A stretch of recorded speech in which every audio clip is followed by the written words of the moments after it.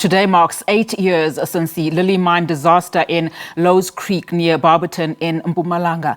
Pretty Nkambule, Yvonne, Mnisi and Solomon Nyarende died when they were trapped underground in a metal structure in a ground collapse. The remains of the 3 mine workers are yet to be retrieved. For more on this, we now cross live to SABC News reporter Tumelo Machogo, who is at the commemoration ceremony. Tumelo, thank you so much for your time. Of course, we are talking 8 years later since that disaster, and you know, families are still looking for some form of closure. What can you tell us about what to expect today? Well, indeed, Unati, you know, it's been 8 years and the family saying that, you know, they are still concerned about what has happened also here. Remember that this incident just happened just after 8 o'clock on that day when a lamp room collapsed and caved into the ground, and also killing the 3 mine workers immediately, because this is what the inquest also told us, that actually the mine workers, they died immediately when that mine collapsed. Also last year during the inquest, also they said that, you know, like there was a crown pillar that the mine was not maintaining, and that crown pillar that actually make the ground to become looser, and that's when the ground started to be looser there. And then also saying that, you know, the inquest saying that the family can help the mine, the Department of Mineral Resources and also the police can be held liable for the death of the 3 miners. But let's speak quickly to one of the family members, Fiso Mavoso. Fiso, thank you so much for speaking to us. You know, it's been 8 years. How do you guys feel as the family that, you know, the bodies of the 3 miners have not been retrieved yet?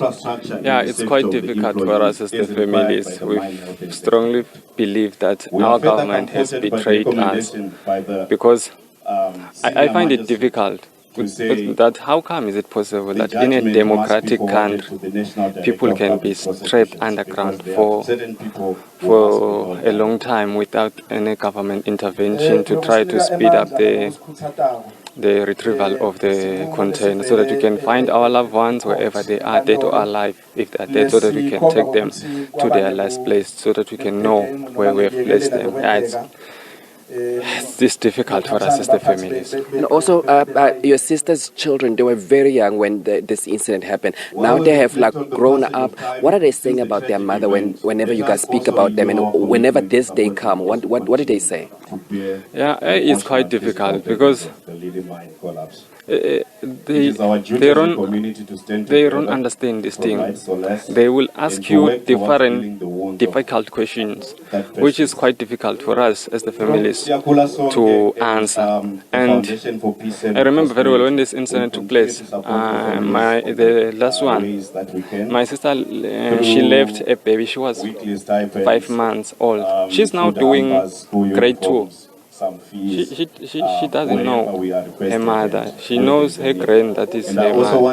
And the old one is doing grade 12. Yeah, they will ask you different questions, difficult questions. So it's quite difficult for them to cope with the situation. Sfiso, thank you so much for speaking to us. Sfiso is representing one of the families. And also let's speak to Action SA leader, Mr. Herman Mashaba. Dr. Herman, I know you've been coming here for a number of years. There have not been any intervention. What as a party have you guys done? Because you've been here a couple of years, and also you've been coming here almost yearly speaking to the family. What have you guys been doing to ensure that there is speedy recovery of the remains of the 3 mine workers that are still trapped underground?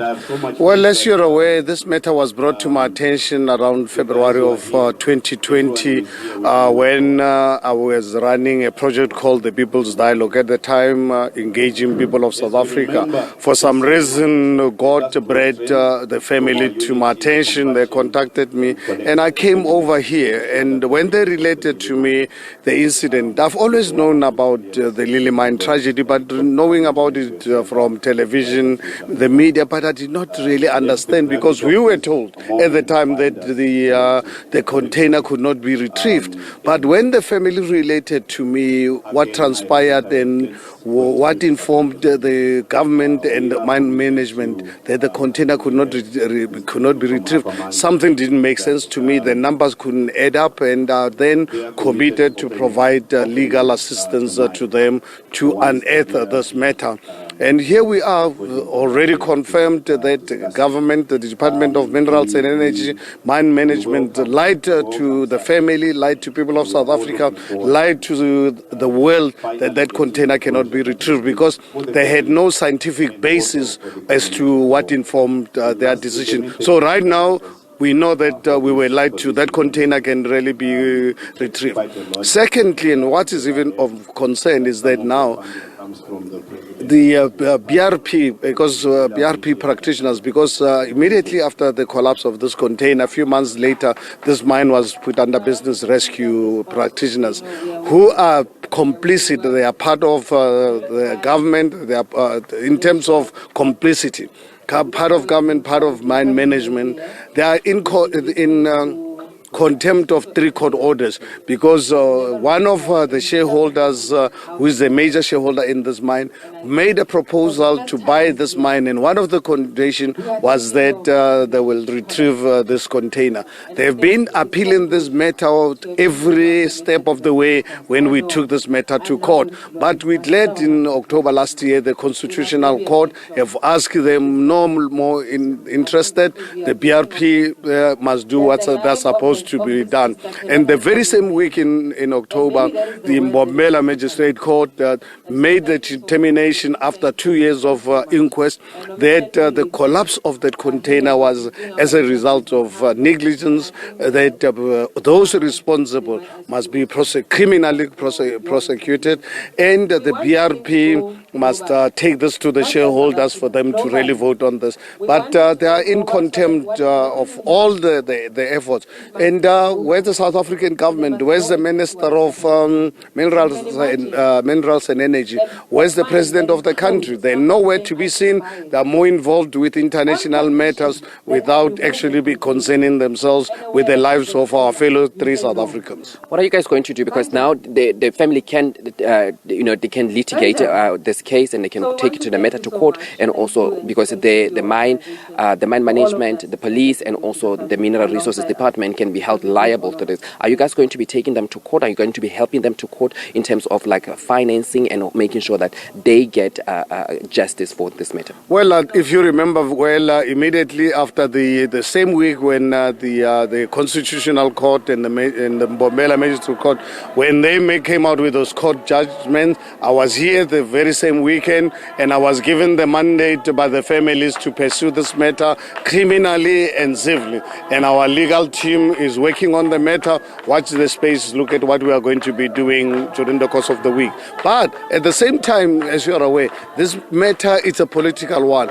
Our criminal justice system is captured not to do anything about this matter. So while our legal team is working on it from a legal point of view, we will take a political stance in making sure that South Africans are not numbed when 80 people are being murdered in this country every single day, including the 3 lives of the families. Thank you so much for speaking to us. That was Action as a Leader, Herman Mashaba, speaking to us about why they are here and also why they've been decided to help these families of these 3 miners that their remains are still trapped underground.